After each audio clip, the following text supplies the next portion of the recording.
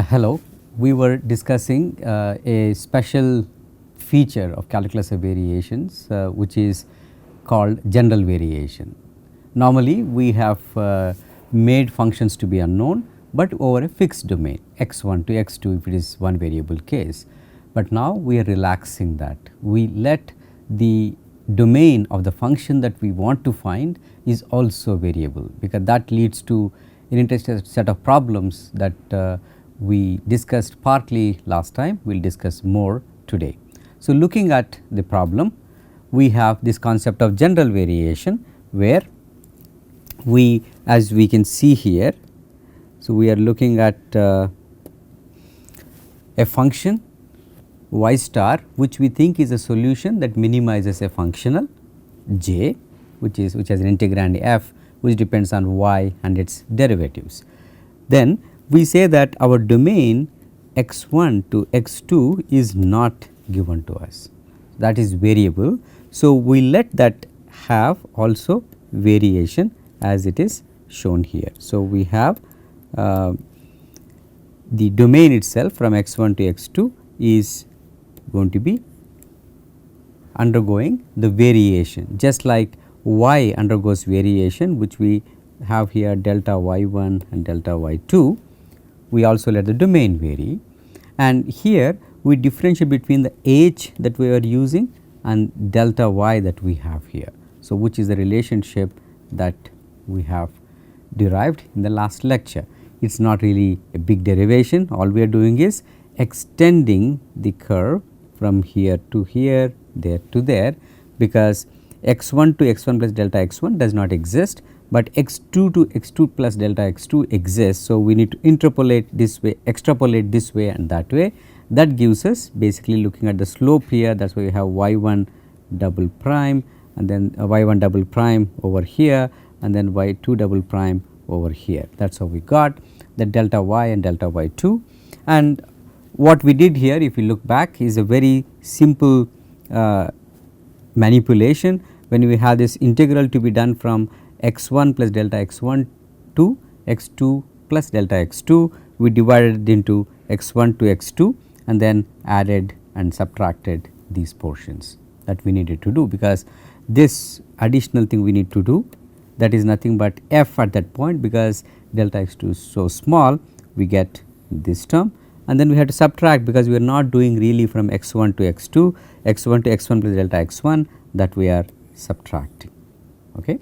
With this we got the boundary condition now, which looks like this, right. This is what we had when our integrand was a function of y and y prime only. Then we said at the end of the last class that if we have a functional such as this here, this integrand, right, is a function of w and w double prime. It is actually not y, it is w double prime square, because that is what will be there in the beam, right. So, we are talking about a case where we have a beam that is allowed to slide on one end. This is what we were discussing last time. So, let me draw it here again. Let us say I have a beam, this is the beam, and if this is not fixed at the right end, but is allowed to move on a curve. Here I have shown it as a straight line, but now we can say it is a phi to x, that curve is given, it is on a slope like this. Now, if we apply force on this, if I apply some force on this beam, how does it deform is what we are asking. Again, there are a lot of possibilities, but now our integral is not 0 to L, because that L is not fixed, because when the beam bends, let us say like this, it is going from here to here, not the complete length. So, what should be the boundary condition for this now, because the domain is now variable, that is when we need this general variation. Okay.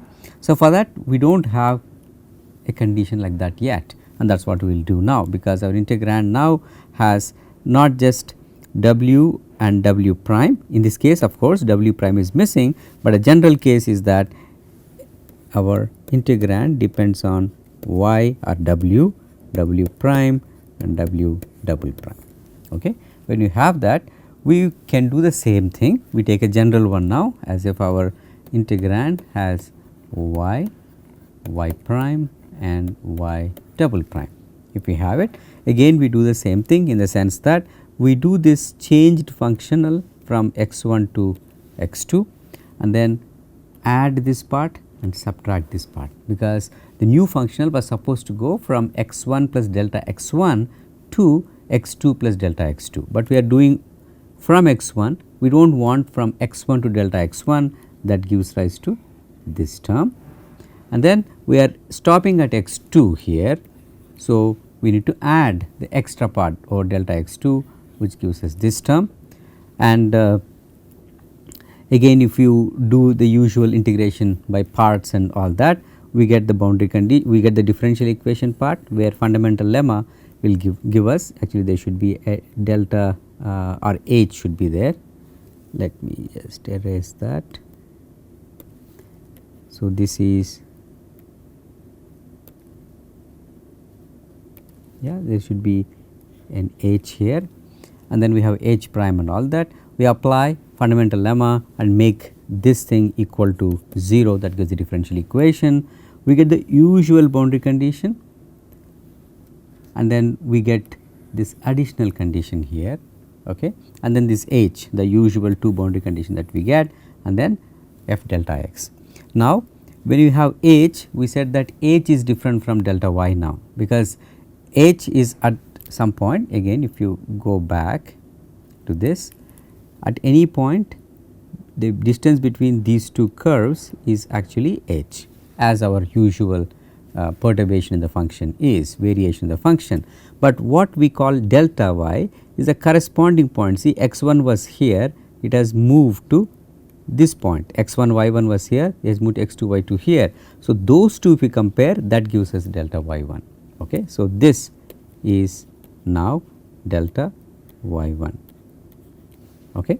So, the same difference we have to make here, saying that h1 and delta y1 is related in this manner, which we had already used.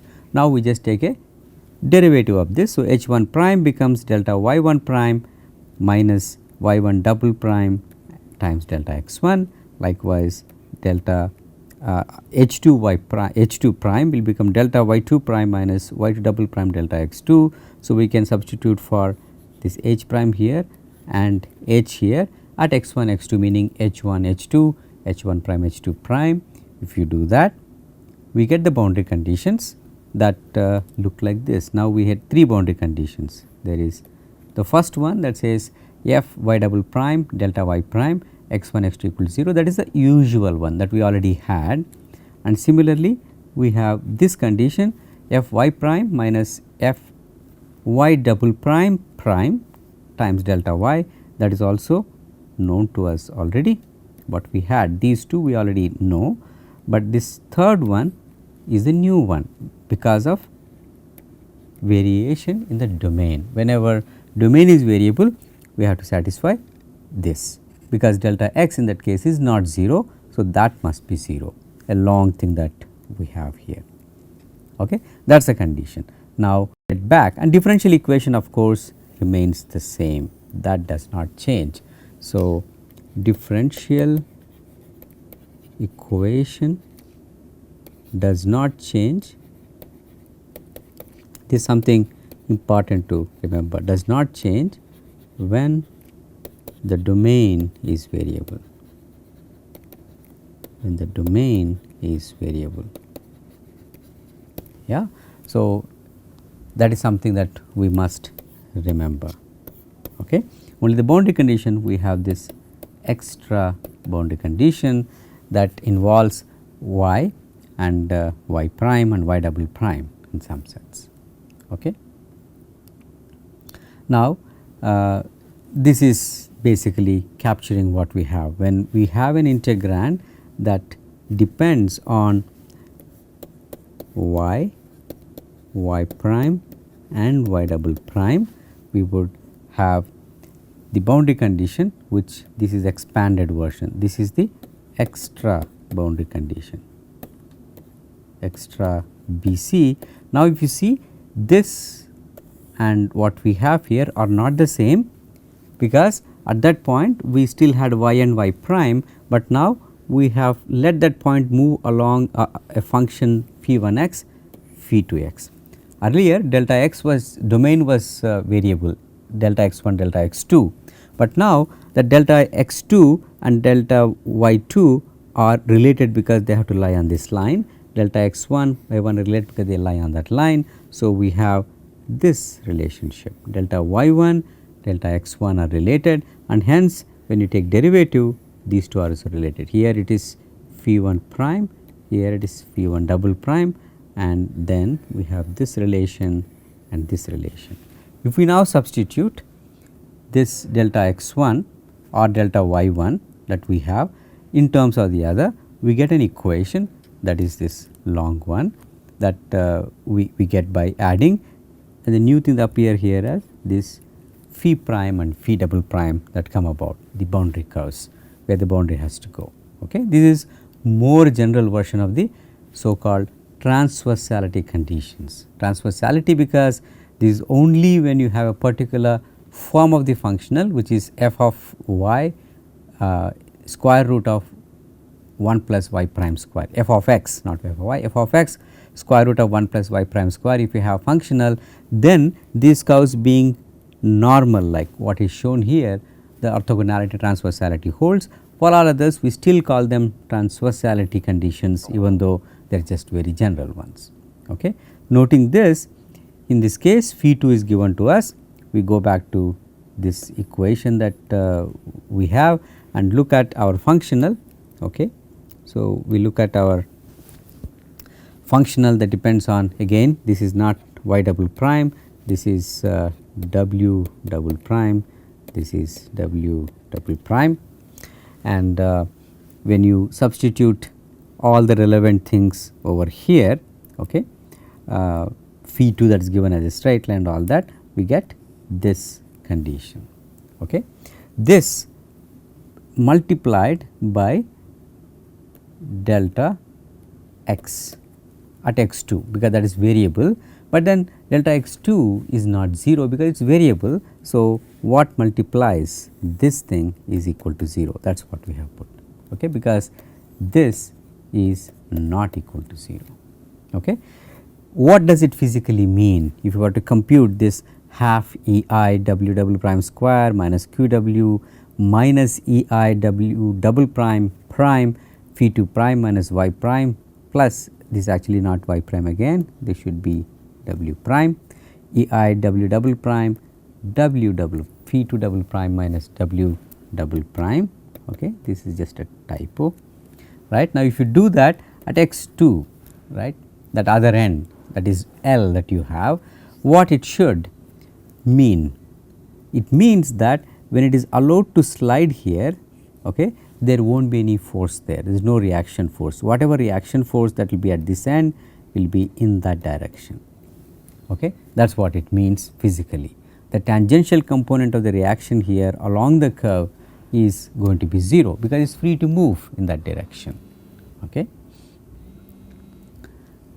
Similarly, if we have two functions in one variable, then what happens? That is, we are minimizing a functional j with respect to two functions y of x, z of x simultaneously, where our integrand depends on x, y, z, y prime and z prime. Okay. Then we know the differential equations. Again, differential equations do not change, we are emphasizing that. It is only that we say the boundary conditions are different. We are saying that x 1 and x 2, the boundaries are controlled by two functions phi 1 and phi 2. Okay. There is a relationship between y and z at one end and other end. Two functions are there, they are connected to each other, right. In that case, we can establish transversality conditions that are shown here. Those of you who are interested can derive these in the same manner that we used, that we followed when we get the transversality conditions, we can do that. Note that now we have two functions y of x and z of x, and they happen to be satisfying a relationship at either end at x1 and x2, right. Using that, when we do it, we get transversal condition of this form, because again the domain will be variable in this case, x1 x2, when they have to satisfy, you are not able to freely move, because between y and z there is a relationship. You cannot have x whatever you want, and that is when you get these conditions. Okay. For many other problems also you can derive transversality conditions, because again let us recall the kind of generalizations that we have used in extending calculus of variations of one function in one derivative. We extend it to many derivatives and then several functions, and then we also extend it to from one independent variable x to y, x and y 2D, x, y, z 3D. For those also one can write transversality conditions, because they are very useful in many problems pertaining to engineering physics and in geometry as well. And there is this notion that we can now very quickly use to what we talk about smooth functions. So far whatever examples we have considered, the solutions have always been smooth, meaning they are differentiable. What that means is that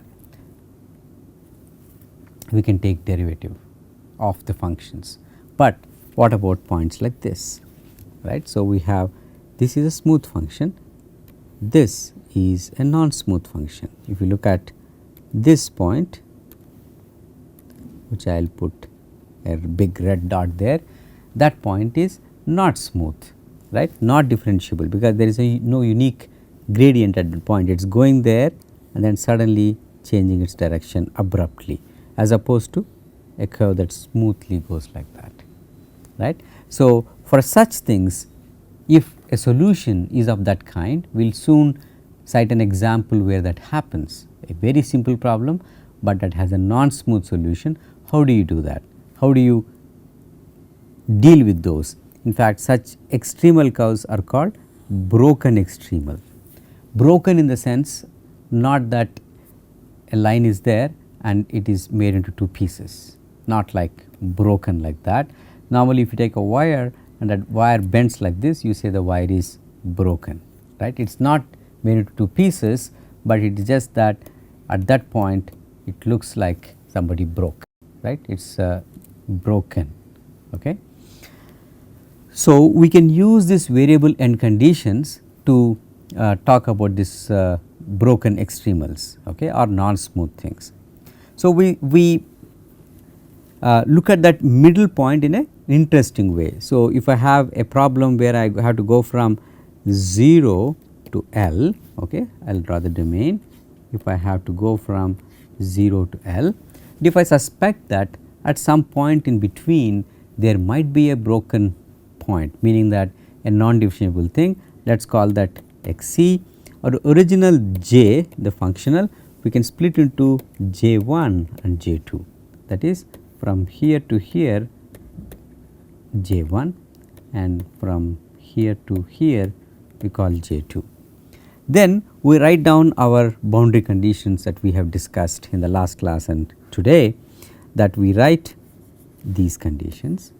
Now, what we say is that whether you take x1 or x2, because what multiplies this delta x for either case for this xc, this is the end point for this domain, okay, that is the first domain.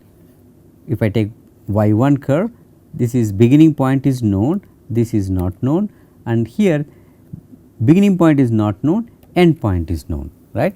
At this interface, that is xc, what we say is that this thing and this thing should be equal, and should be this one and that one. So, f y prime and f minus f y prime times y prime will be equal at that interface. The y prime, y1 prime, if I say curve on this one is y1 of x, on this other domain if this is y2 of x, we are not saying that y1 prime is equal to y2 prime at xc, because that is the broken extremal. So, we are not saying y1 prime evaluated at xc is not equal to y2 prime evaluated at xc. They are not equal because the thing is non differentiable, right, but these quantities are the same. They are the continuity conditions. Dou f by dou y prime evaluated for y1 at xc, for y2 at xc, they are the same, and also this f minus fy prime times y prime is continuous across the interface. So, you can see variable and condition how it comes about if you just split the domain into 1 and 2 and evaluate j as a summation of 2 functionals. Okay. So, if you do that, we get these conditions. They are known as Weierstrass-Erdmann corner conditions. Corner meaning again this is a corner, okay, like a non differentiable point, okay, a kink. Kink is a corner, they are called corner conditions. Okay. And what is continuous of the corner condition is what we just said, f y prime and f minus f y prime times y prime. Okay. Those are the continuous and they are known as Weierstrass-Erdmann corner conditions. Now, let us take an example that we had taken in the very beginning to talk about Fermat's conjecture about refraction of light. The light, he said, does not take the least distance path, it takes the least time path, and we had said like a funny problem, if there is a dog and there is a rubber duck in the water, the dog does not go like this because it cannot swim at the same speed as it can run on the swimming pool floor. So, what it would do is to take a path that is broken like this. Again, if you look at refraction, sort of a dog running on swimming pool floor and swimming in the swimming pool, we say light rays when they are in glass versus air, their speeds are different. So, it would go like this and bend over to the other point, right. So, this is our broken point or corner, this is our broken point or corner. So, we can apply this corner condition. So, here we have to minimize the time, the functional remains the same, differential equation remains the same, and hence the solution being a straight line here and here remains the same except this corner. How do you find this point? If I say this is x1 and this is x2, right, over here we have xc, the interface. At that point we have this condition, that is 0 to x0 to xc and then xc to L. So, we have two things here, this is in air and this is in glass. So, we are going from x1 to xc in air and then xc to x2 are equal to L, this is x1 is equal to 0, 0 to xc in air, okay, and then xc to L in glass. The speed is different. Now, we have to minimize this sum of two functionals. That is a variable end condition is this xc. There we know what is continuous, which is the corner condition, these two, right. So, here f is 1 plus y prime square by v, that is what we had in our thing over here, that is a f for our problem integrand that depends on y and y prime, and f y prime is given by this and f minus f y prime times y prime is given by this. These two should be the same. That is what we do, whether at the interface, whether this discontinuity of this one will actually give us the what we call the Snell's law, because y prime we have v air and this we have put, and we also see from trigonometry that y prime is nothing but tan theta in the air, tan theta in the glass, right. If you do this, we get the relationship that sin phi air by v air. Again, we have converted theta into phi because of the way normally in refraction when you state Snell's law, you measure the angle from the normal at the interface. So, if we have this is the interface, if the light ray comes like this and goes, right, we draw the normal and we measure the angle here. Whereas, when you say a curve, we measure the slope here. So, this is theta, this is phi, that is the relationship here. Theta is pi by 2 minus phi, that is why from theta that we had, we converted to phi here, we get Snell's law. So, the very first problem in calculus of variations involves an advanced concept of general variation to arrive at it. Earlier we had done this problem using one variable normal, not calculus of variation, normal thing, where we say x c is unknown, and we had done that. We assumed that these two are straight lines. Now, we have differential equation that tells you a straight line. We say variable and condition here, there is a corner, the light ray has a kink at the point where it is going from air to glass, and that can be solved using this Weierstrass-Erdmann corner conditions. So, what we discussed here is how to handle variable end conditions that dependent on this concept of general variation, where the domain itself is perturbed, and that led us to what are called transversality conditions, and later we said that in between there could be a broken point which is a kink or a non-differentiable point or a corner. So, we have Weierstrass-Erdmann corner conditions.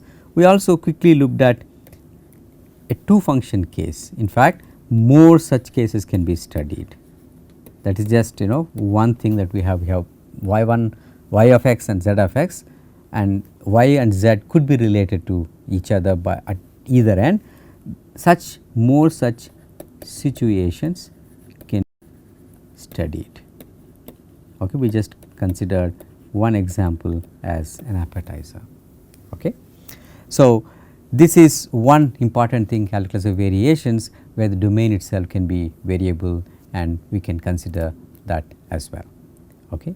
Moving on, we will return to mechanics a little bit more later, so that we can apply all that we have learnt to mechanics and design in the next few lectures. Thank you.